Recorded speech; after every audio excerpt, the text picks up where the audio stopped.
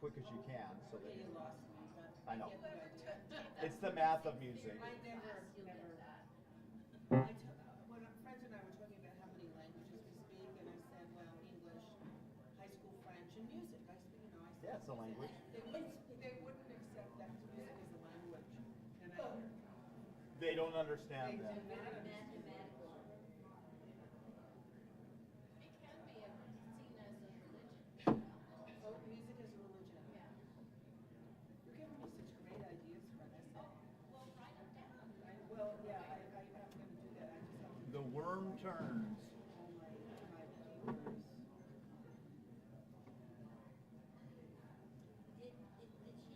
I don't think so, because I think that's her folder.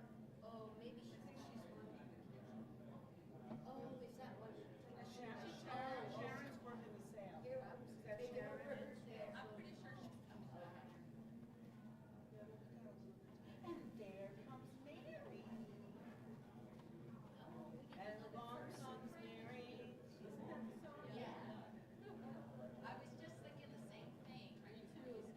Mistress Mary, quite contrary, how does your garden grow? We all know a Mary song. He said dominant seven. And there was Mary, Mary. There's no Troy songs, but there's lots of Mary songs. And if you were Jolene, you're lucky because then you have that. But it's not a celebration of Jolene. Because Jolene done took your man. Jolene, Jolene. And also Tammy. Tammy, Tammy's my love. That was sappy. It was sappy. But at least they got their name in the song. That was in a movie. Yeah. There was a series of movies. Yeah. Several. Tammy. Was Richard King.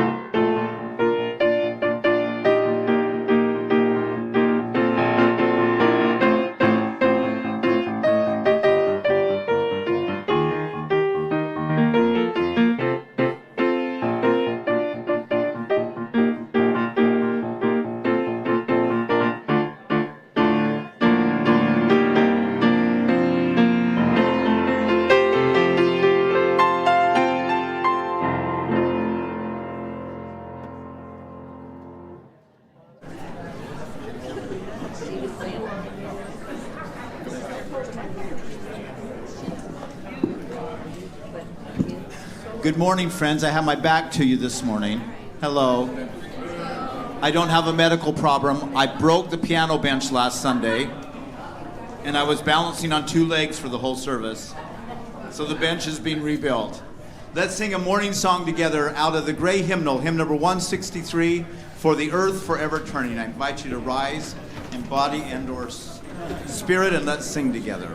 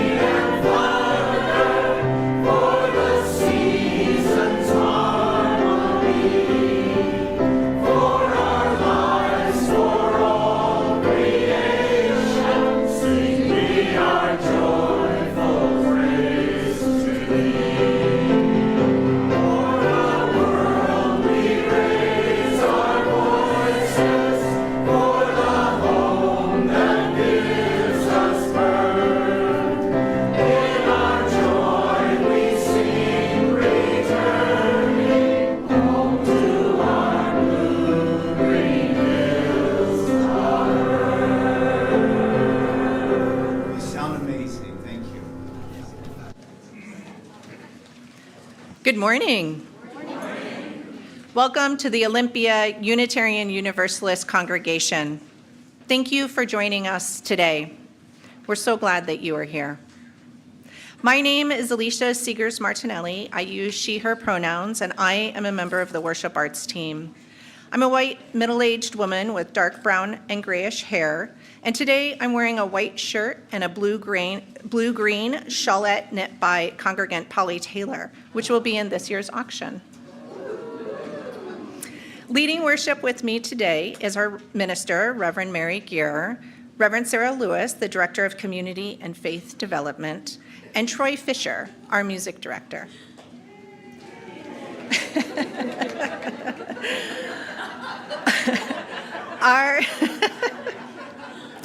Our community envisions an interconnected world that is loving, just, and healthy. We commit to live out our mission to welcome and wonder, embrace and empower, bridge and become. We are a people of many genders, many racial identities, many economic levels, many sexual identities, and in all the ways that we are different, we are united as one people. We are a faith community that believes diversity is sacred and that we are enriched by the gifts that each of us brings. We affirm that we are all growing and becoming and that we learn from each other. Thank you for your presence here, however you have arrived. We're so glad that you are here today. Here's a few things that you should know about our service with the hope that you can all feel welcome. We're streaming live on Zoom and YouTube, and this service is being recorded. For those of you here in the sanctuary, you can follow along on the sometimes creative subtitles right here in front on the screen, and those of you on Zoom will also see these. We're a multi-generational community that welcomes people of all ages here in the sanctuary. And over here we have soft chairs and activities so that hands can be busy during the service, and we also have our nursery program and a story time program down the classroom wing for children. Families, please be where you are most comfortable. There are busy bags in a basket just outside the sanctuary doors for all ages 5 and older. If your hands need to be busy, please help yourself. And speaking of hands, we are grateful for the many hands that help make worship happen, visible and less visible. Thank you to all who contribute in so many ways. After the service, everyone will have the chance to discuss reflection questions offered by Reverend Sara. For those online, we invite you into a Zoom breakout room for a virtual coffee chat. And for those in person, please feel free to stay for coffee and fellowship in the Commons after the service. At 12:15 today, join us back here in the sanctuary or in the Zoom room for a forum with the OUUC Board President, Susan Moon, and Reverend Mary on who speaks for OUUC. In this time when we need to take a stand for our values, come hear how we speak up. Today is the plant sale. Purchase plants, garden art, used tools, and pots on the inner patio. Check it out after the service if you didn't arrive early, and check it out beforehand. Beautify your surroundings and support OUUC at the same time. We have a quick update on the annual stewardship drive, which raises funds for the new church year, which starts July 1. The generosity of many of us, 243 donors, raised $613,377. So now we can applaud.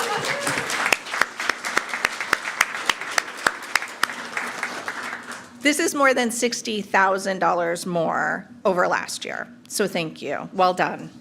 And if you haven't pledged yet, there's still time. Please check in the office or on the OUUC website to contribute. Stewardship this year was led by a mighty band of volunteers, organized by Jen Sable and Kirsten Hill.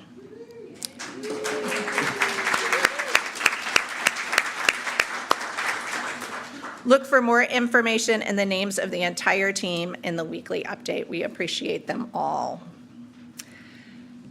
And now, more ways to get involved. We have an announcement about the annual auction. With one foot in front of the other, we will lead with love. We will gather with love. We will give with love, and we will bid with love. Over the course of the last year, we've learned that joy can be an act of resistance. We've explored joy as a matter of human sustenance. The OUUC auction is one of the many ways that we bring joy into this congregation. It supports the ongoing work of OUUC and all we love here together in this space. A member of this congregation once told me that this auction is different from others. We're not just looking to raise money. We're also looking to build connections. And he was right. Offer a gnome, granola, a ceramic bowl, cookies, and when you exchange those items, you build community. Have a piano, get it tuned. Need handiwork, get it done. When you procure these services, you build community. The culinary inspirations, unique handmade treasures, are offered by those sitting around you. Classes, game nights are offered by those who have walked in and out of this space. So here are the details. The online auction opens Saturday and runs through the week. If you want to donate an item, submit it by tomorrow. The live auction and dinner is Saturday, May 16th at Oxshow Cultural Community Center. We will have a special ask to support the heart of OUUC, as well as Legal Immigrant Services of Olympia. Help us secure just the right amount of food by buying your ticket in the next few days, so we don't buy too much or too little food. Tickets to this event are offered in increments between 10 and 100. We want everyone who is interested to be able to attend. If additional financial assistance is needed, please check in with Reverend Mary. The OUUC auction is brought to you by you. People like you who are leading with love. People like you who are sharing their talents and hobbies with love. People like you who will gather in love. And people like you who will bid in love. So with one foot in front of the other, let's make this auction count.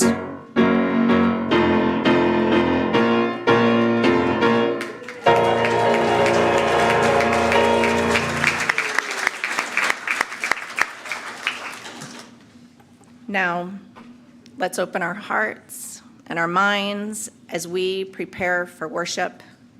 It is good to be together.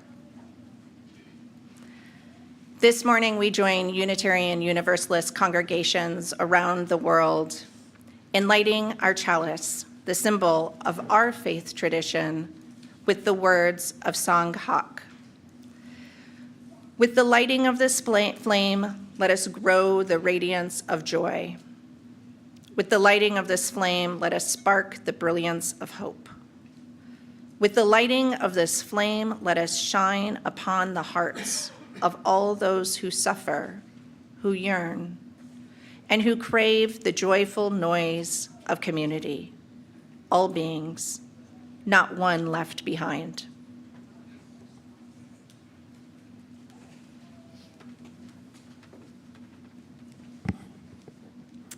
Good morning.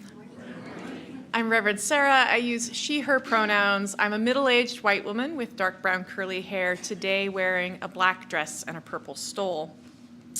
Our opening words are offered by Sherry Woodbury, and it's a responsive reading, so you'll have a part. I'm going to ask this side of the sanctuary to respond with the words, "Come in," and then this side of the sanctuary with the words, "Be among us." So let's practice that once. Come in, be among us. Perfect. To all who are yearning for community, come in, be among us. To all who are just getting started, to all who long to go deeper, to all with tender places needing care, come in, be among us. To the ones who have healed and have care to give, for those who are curious and hungry to learn, for those who know that they have something to teach. Come in, be among us. For the ones who are just beginning to suspect they might nurture others becoming, to the young and the old, the innocent and the jaded, the fresh of mind and the deeply steeped, there is room here for each and every one. Come in, be among us. Come, let us worship together. And let's sing together again. I invite you to rise in body and our spirit. And we're going to sing This Little Light of Mine. It's hymn number 118 out of the gray hymnal.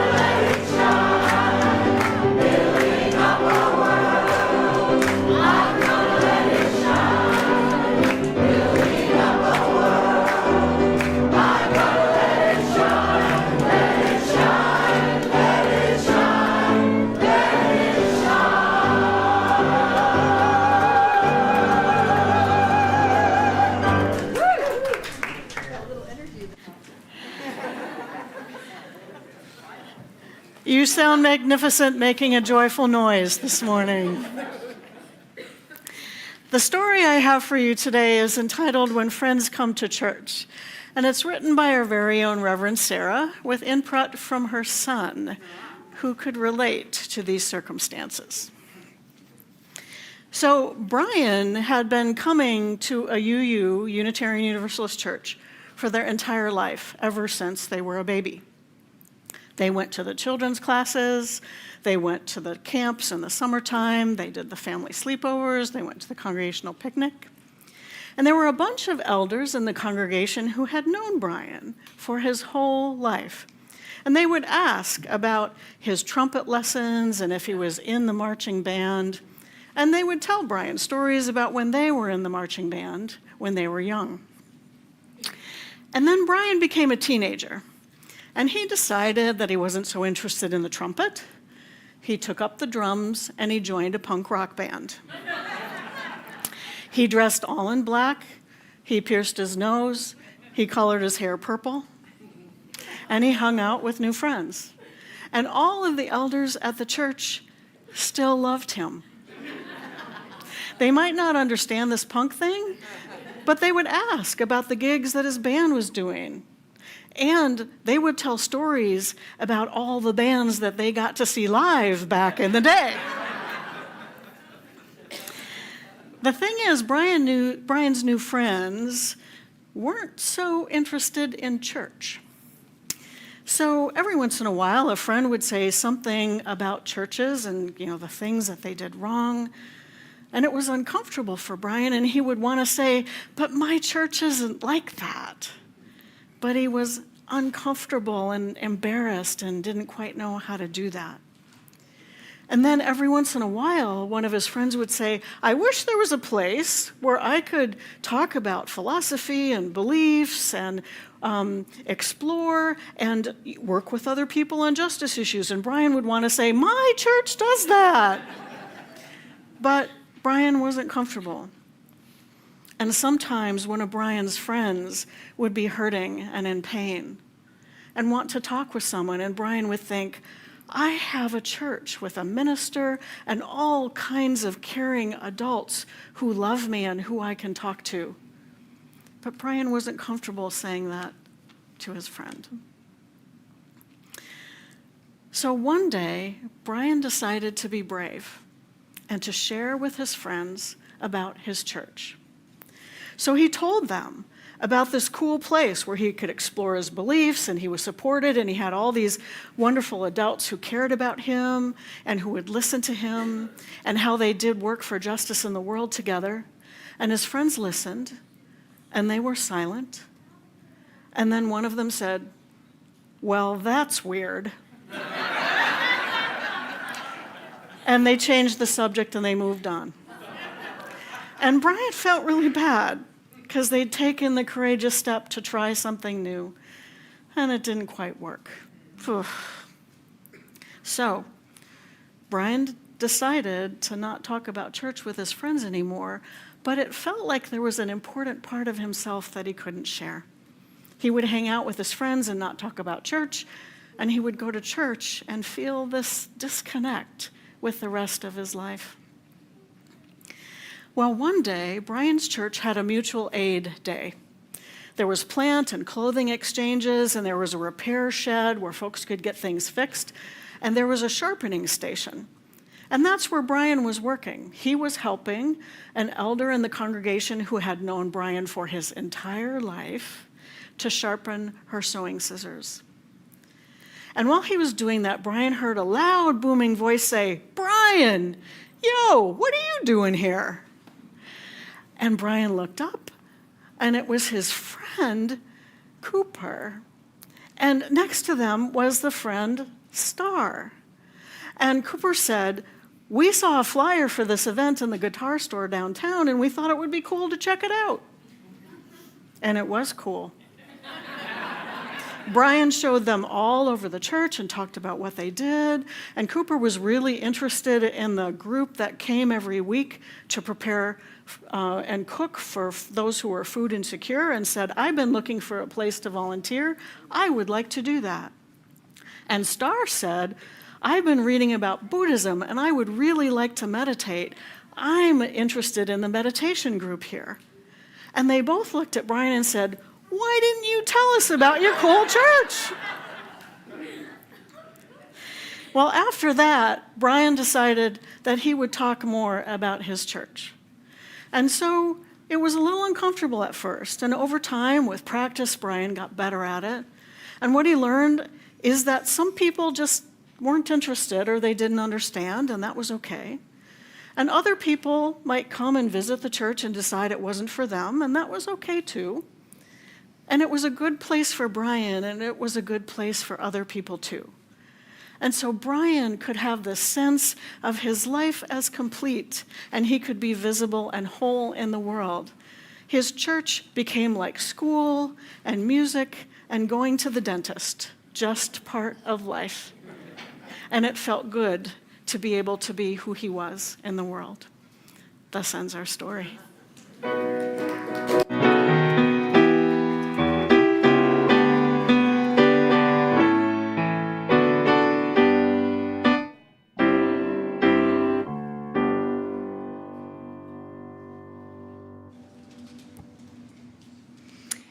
Each Sunday, we engage in the spiritual practices of generosity and gratitude, in joining together in service to our community and to something greater than ourselves.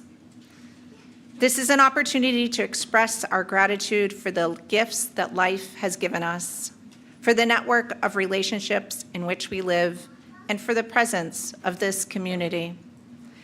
We each have the power to share, and when we combine our gifts to create an offering, together we are able to do more than any one of us can do alone. If you are new or visiting us for the first or second time, you are our guest, and we do not expect you to contribute. However, if you are moved to be part of our offering, what you share is accepted with gratitude. The offering collected here does two things. Half helps support the ongoing work of this congregation, which is also supported by our regular pledges. The other half of our offering goes to charity. Most is shared with an organization that serves in our community in harmony with our Unitarian Universalist values, and a small portion goes to the OUUC Ministers Benevolence Fund to support the more urgent needs of this community. Our Share the Plate organization for May and June is Enterprise for Equity, and this is what they share about their work.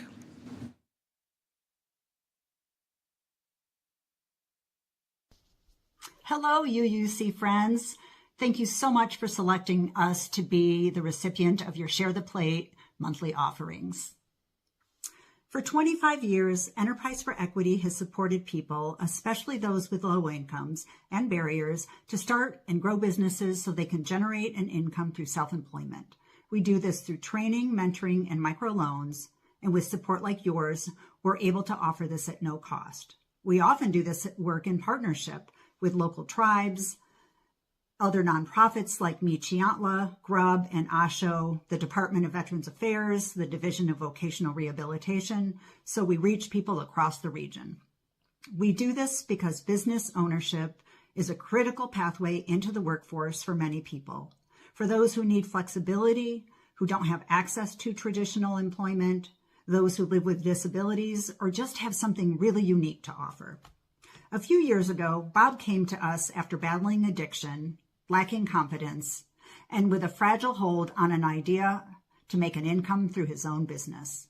He had worked as an auto mechanic, but struggled to keep a job due to his PTSD. Through our programs, he gained tools, support, and a community that believed in him.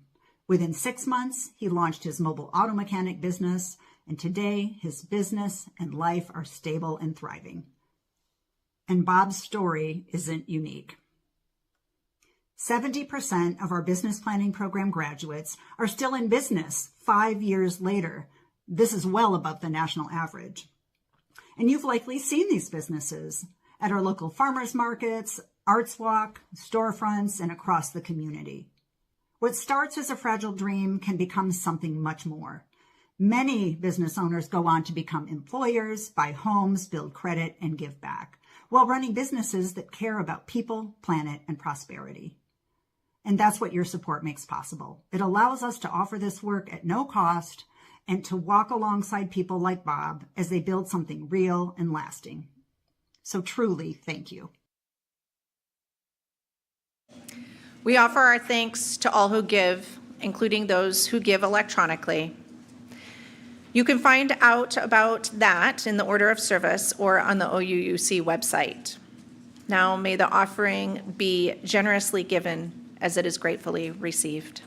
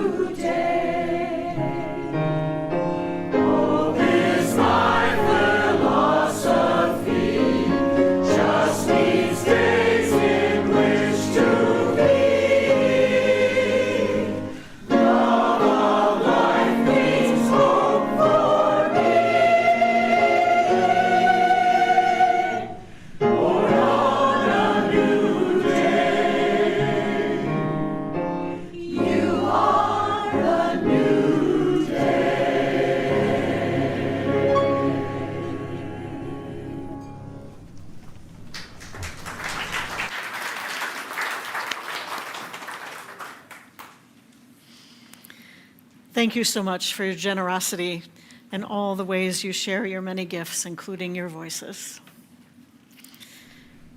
When we gather on Sunday morning, we do what humans have done for all of our existence.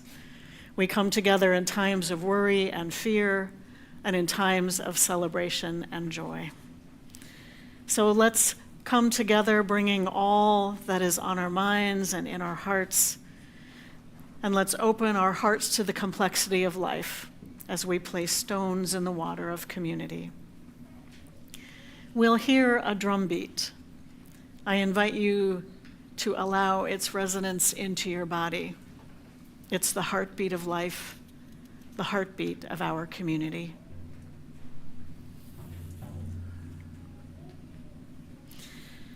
I invite us to take a deep breath together.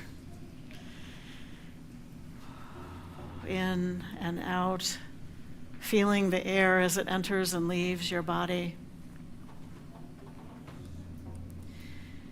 Feel the earth solid beneath us. Feel the warmth of connection.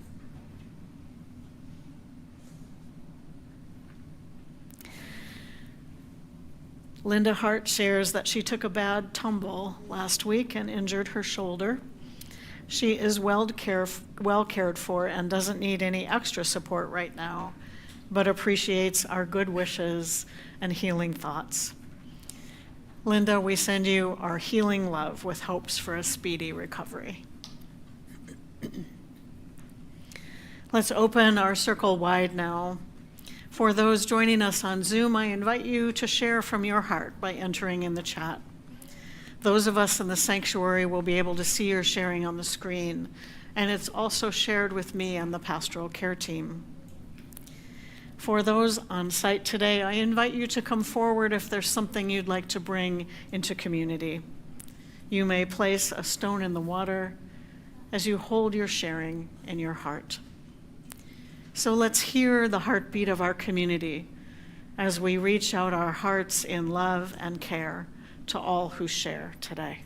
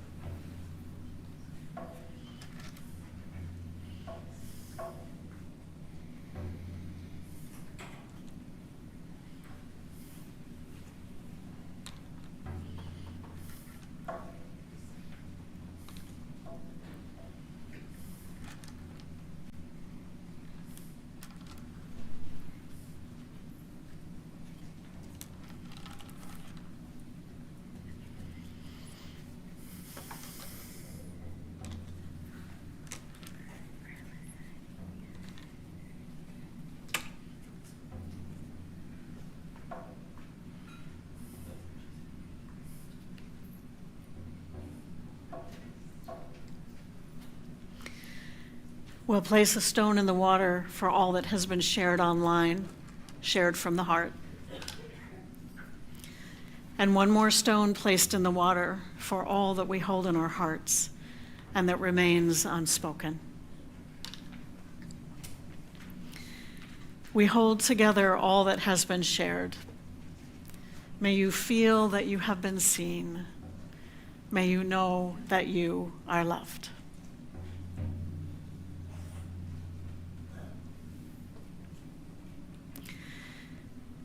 Let's pause for just a moment. I invite you to settle in wherever you are.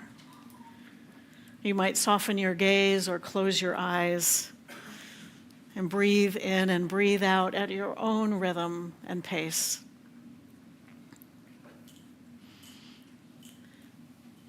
And as you are able and willing, I invite you to rest your hands on your thighs or in your lap or on your handles of your chair if you have them, somewhere that is next to you. Place your palms up and gently close your hands, not too tight, gentle. And now imagine that this beautiful spring sunshine is shining on you. Not too hot, just that warm glow of spring. Feel that warming sunshine. And the next time you breathe in, gently open your hands as if they were a flower opening in the sunshine, taking in the light. Feel that warmth. And as you breathe out, gently close your hands again.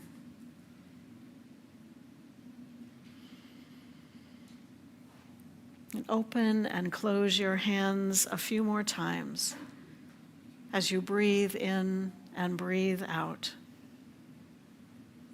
Feel the warmth of the sun as we are in silence together.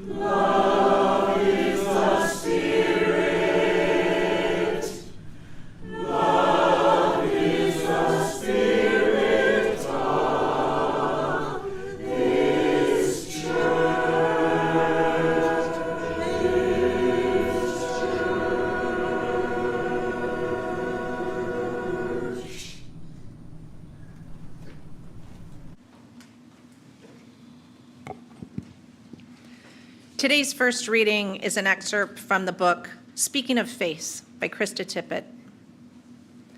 For every shrill and violent voice that throws itself in front of microphones and cameras in the name of God, there are countless lives of gentleness and good works who will not. We need to see and hear them as well to understand the whole story of religion in our world.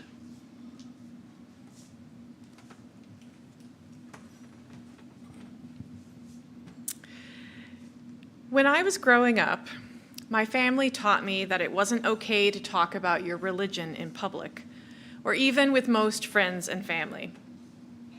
My parents were both former Presbyterians who now leaned agnostic and eclectic pagan / New Age. And in the satanic panic atmosphere of the 80s and early 90s, and as small business owners, my parents were genuinely afraid of serious consequences to their personal and professional lives if people knew about their spiritual beliefs or practices. And some of their caution rang true for me in my early years. I had young friends tell me that they weren't allowed to come over to my house because I and my family were going to hell. And my grandparents would mail us copies of their church newsletter with the prayer list published with our names on it to let us know that the whole church was praying for our souls. I grew up afraid of weaponized faith and a bit ashamed of my own spiritual practices. And then I became, as an adult, a religious professional and was basically forced into talking about religion with strangers. The most generic get-to-know-you question in our culture is, what do you do? And my choice is to either lie or try to be super vague, like, I'm a teacher, or to fess up. I work for a church, or I'm a religious educator, or I'm a minister. Since being vague with I'm a teacher almost always gets a follow-up question about where I teach that makes me have to admit that it's a church, I've become pretty comfortable talking about my church by necessity. It hasn't always been a positive experience. For instance, a man in the waiting room at a tire store, where we were both getting our tires changed, got very angry that I, a woman, would dare to claim to be a religious authority of any variety. The manager had to come and tell the man to leave because he was basically yelling at me to repent my sinful ways. But despite these occasional negative experiences, I have still found it healing and important to claim my faith and come out of the religious closet. We should not have to be afraid or ashamed. Now, this worship service and topic is in response to a suggestion from a congregant who shared that she had heard many of us here share that they were not comfortable talking about OUUC or Unitarian Universalism. I've seen my kids struggle with embarrassment about church too, so I understood.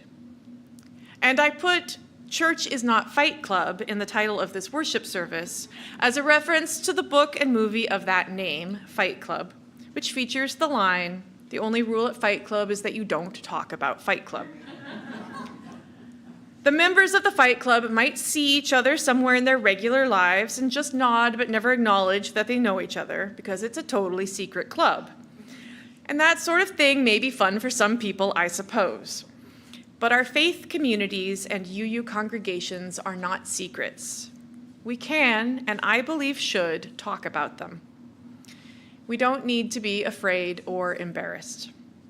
And there are many reasons to talk about faith.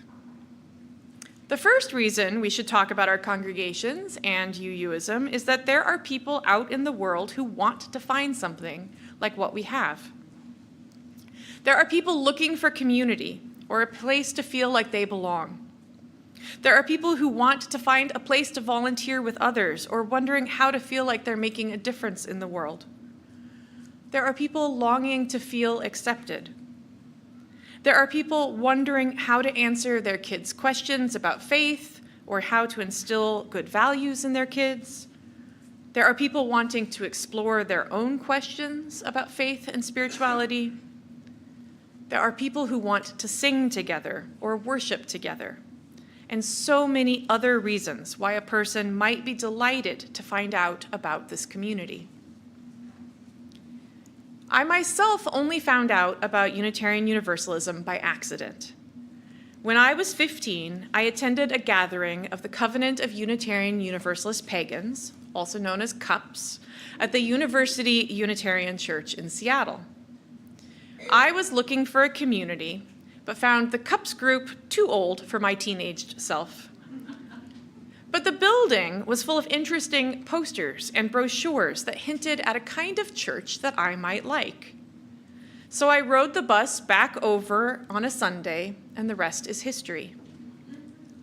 There are people in the world, like my 15-year-old self, who would love to know that we exist. And sure, we won't be the right answer for everybody, and that's okay. Telling someone about your church and them not loving it is okay. It's okay for us to like different things for our own reasons. I don't like ice cream all that much, but I don't get upset when someone tells me about their favorite ice cream place. We don't have a monopoly on being a great faith tradition, and we also have good news to offer those who may want to join us. The second reason to speak up about Unitarian Universalism and liberal faith in general is to witness for the existence of liberal faith and our values. When the only people speaking in religious terms are fundamentalists or are weaponizing their faith against other people, religion becomes synonymous with a type of conservatism that many find harmful and distasteful. Paul Razor puts it this way in his book, Reclaiming Prophetic Witness. Religious liberals today may also be reluctant to speak religiously in public contexts because they don't want to seem too religious. Over the past quarter century, the most visible and vocal religious groups in the United States have been those of the religious right. Many of these groups aggressively link conservative or fundamentalist theologies to conservative political agendas that liberals rightly perceive as creating threats to basic liberties, including religious liberty. Religious liberals can all too easily buy into the widespread but erroneous assumption that if you're religious, you must be conservative. Religious liberals understandably want to avoid being perceived as conservative, so they keep quiet about their faith, end quote. But religion is far more diverse and more of a positive force in the world than this narrow perception would have us believe. And when we speak publicly about our understanding of a liberating and life-giving faith that calls us to care for the earth and all the beings that dwell on it, we are reclaiming faith and its stories and its language from those who would only define it in the narrowest terms. As we see a rise of Christian nationalism and religious extremism in the world today, speaking up for a loving and liberatory faith is a much-needed counterbalance. My third reason to speak up about our faith is the most personal and also the one that I feel most deeply in my heart. We should speak up about our faith and our faith communities because these are some of the deepest and most authentically true aspects of our lives and who we are as people. To avoid talking about these aspects of our lives or to dilute our statements by trying to wash the religion out of them is to hide our light under a basket rather than letting it shine. Here's an example of watering a statement down. I might start with, my faith tradition has always taught that all people deserve love and dignity, and that is why I am committed to ending for-profit immigration detention centers. And I could water it down and end up with, I don't think we should have immigrants in detention. The first statement tells you more about where my convictions come from, where my heart is calling me, and who I choose to be in this world. The second statement is lacking that authenticity, vulnerability, and power. Another example would be the profound experiences we might have within a faith or spiritual context. Those experiences are as important in shaping who we are as people as anything else in our lives, and yet our culture is shy of speaking of such things. The story of when you felt most connected to the transcendent, or when you felt a tug on your heart that told you what you should do with your life, those are stories of faith experiences. These are beautiful stories to share so that we all may be better known. I believe that if we shared from our depths and got out of the shallows of accepted human small talk, we would be a more loving and caring society. There are also the practices and rituals that we may love but not share about. We may have an important prayer or meditation practice, or love lighting candles or building altars and not share that. We may find that coming to church regularly is soul-filling and life-sustaining, and not share that. And yet, if these practices are important to us, not sharing about them means that we are not sharing about ourselves as deeply as we could. Not talking about our faith in the wider world is limiting. It limits the possibilities for other people.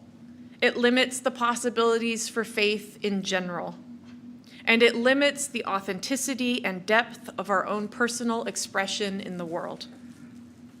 It limits how profoundly we can really know one another. This is the why of talking about our UU faith. And it's not necessarily easy. So next, I'll be talking about how to do it.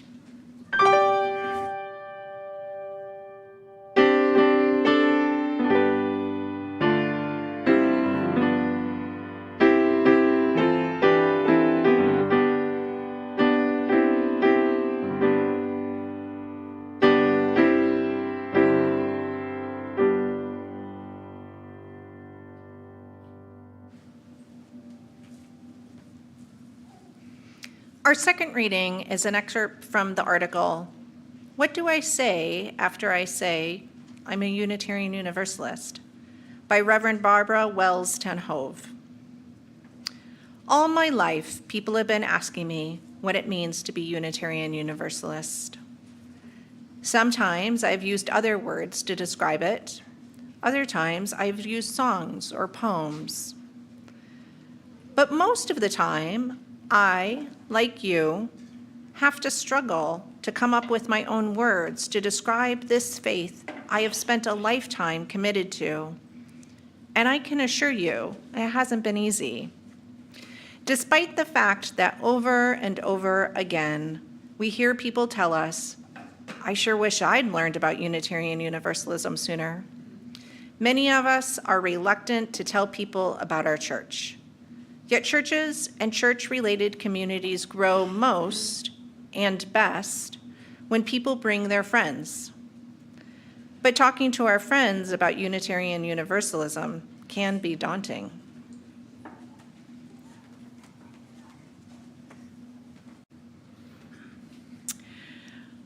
All right, so let's assume that you want to talk about Unitarian Universalism.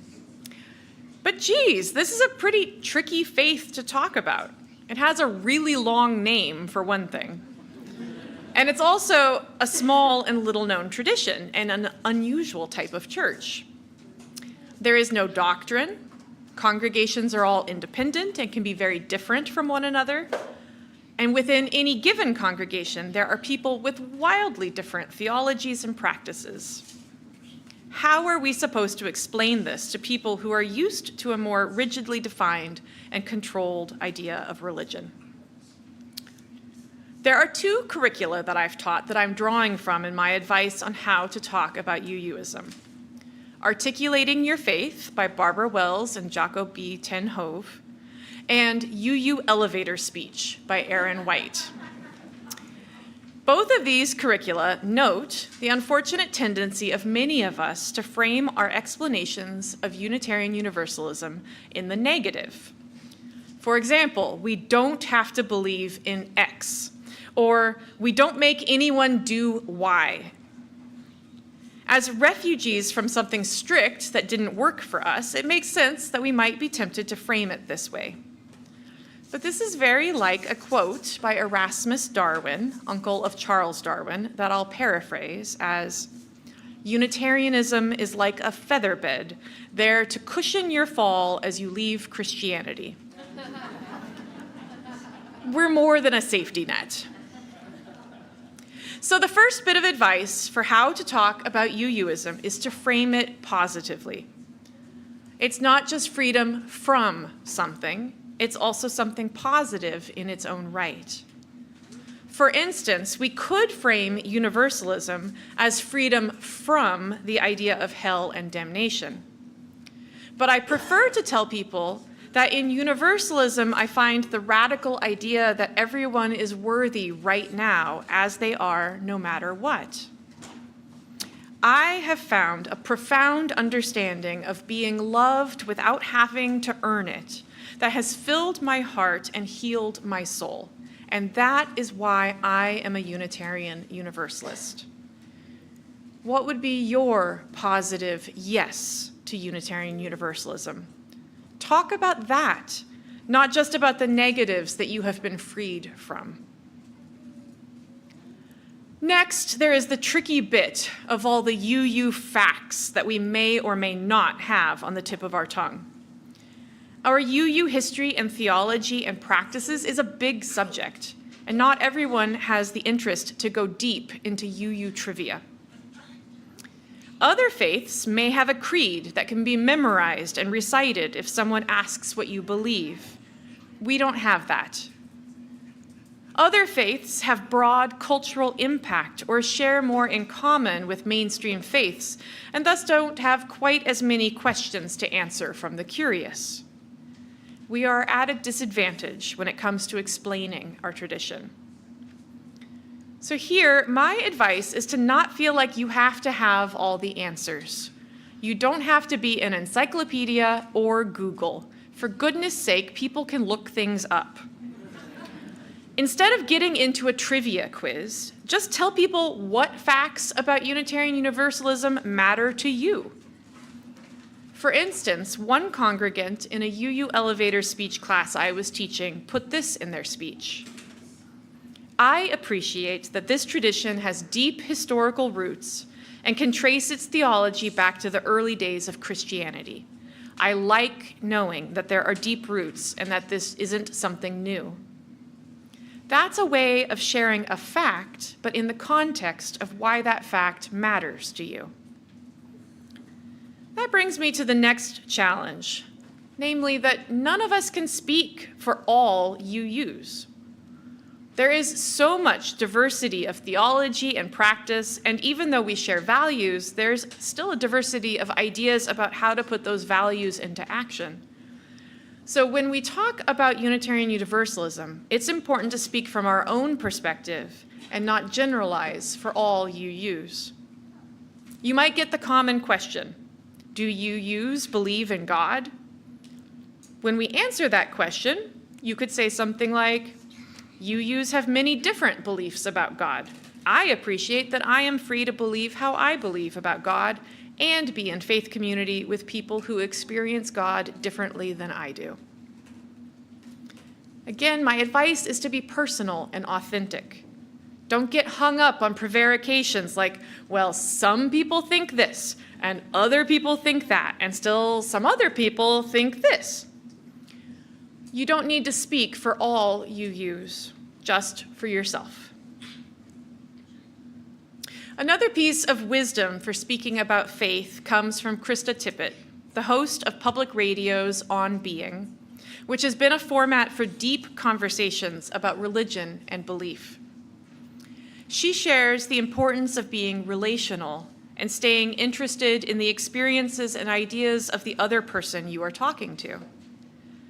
We don't just want to have a debate or try to persuade someone else that our faith and ideas are the right ones.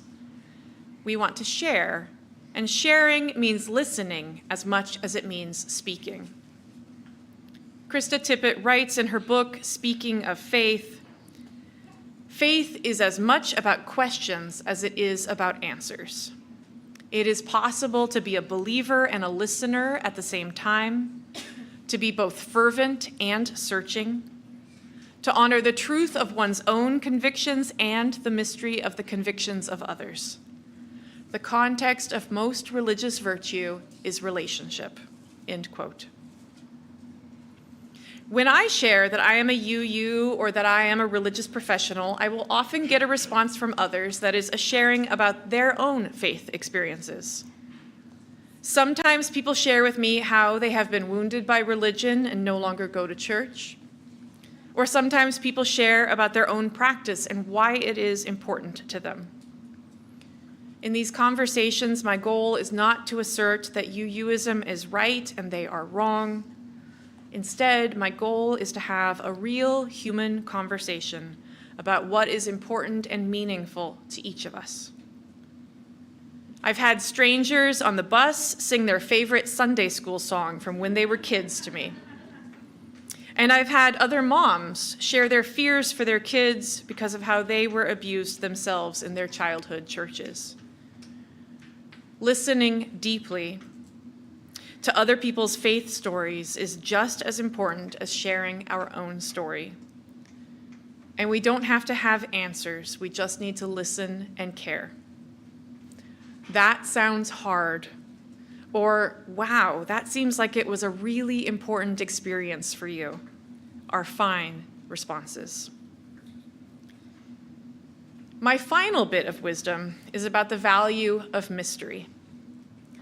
A quip about OUUism that I think rings true is that while some traditions say they will answer all your questions, OUUism promises to question all your answers. It's not 100% accurate. There are real truths to be found, and this isn't merely a bath of relativism. But this is a tradition that appreciates a good question and is fine sitting in mystery. Saying that we don't have an answer to what happens after we die or to the existence or not of God is a perfectly true thing to say about OUUism, and also a perfectly fine answer about anyone's individual faith or beliefs. There are hard questions for which I have no easy answers, such as, why is there suffering? How can people do truly awful things? Does evil exist, and if so, why? And there are things that I feel but find hard to articulate even after years of practice doing so, such as what is the nature and definition of the divine and the sacred, and where does purpose and calling come from, and how can we know if it is real? We don't have to have answers and explanations all neat and tidy before we can talk about our religious truths and our faith. Leaving space for mystery and for unknowing is just fine. In fact, mystery could save us.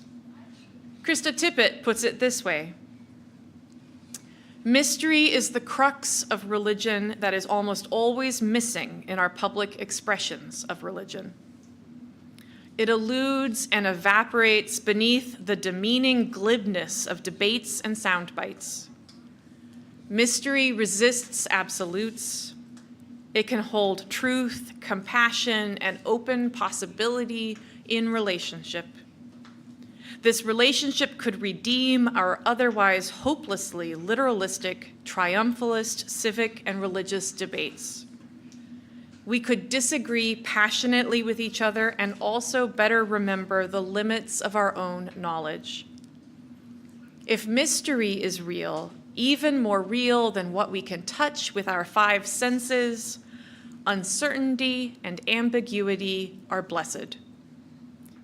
We have to live with that and struggle with its implications together. Mystery acknowledged is paradoxically humanizing.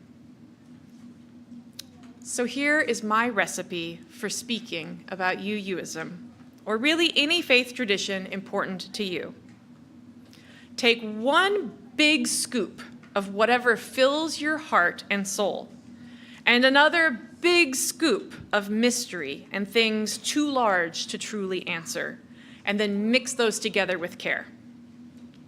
Fold into your mixture a generous serving of compassion and curiosity, and then just sprinkle some knowledge and ideas, and form it all into whatever shape you want, but keep it flexible. Don't over-bake into any rigid shapes. Be ready to add new ingredients and reform as needed, and then share generously with others. Let's take a moment for silent reflection.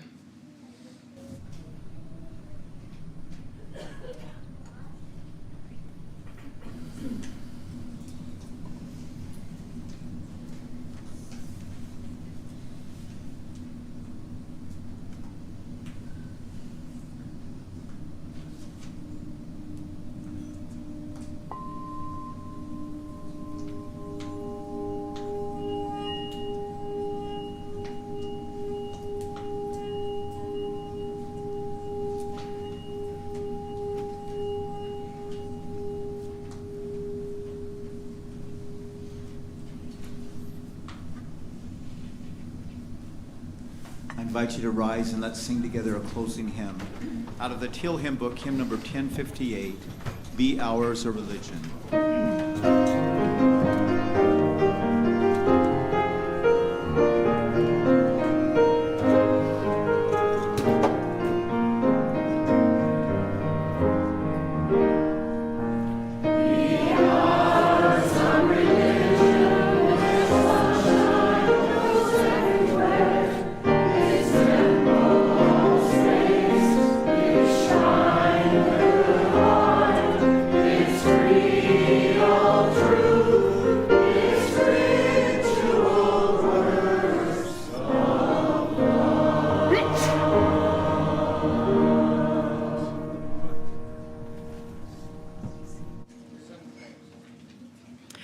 We'll extinguish our chalice with the words of Brian Keeley.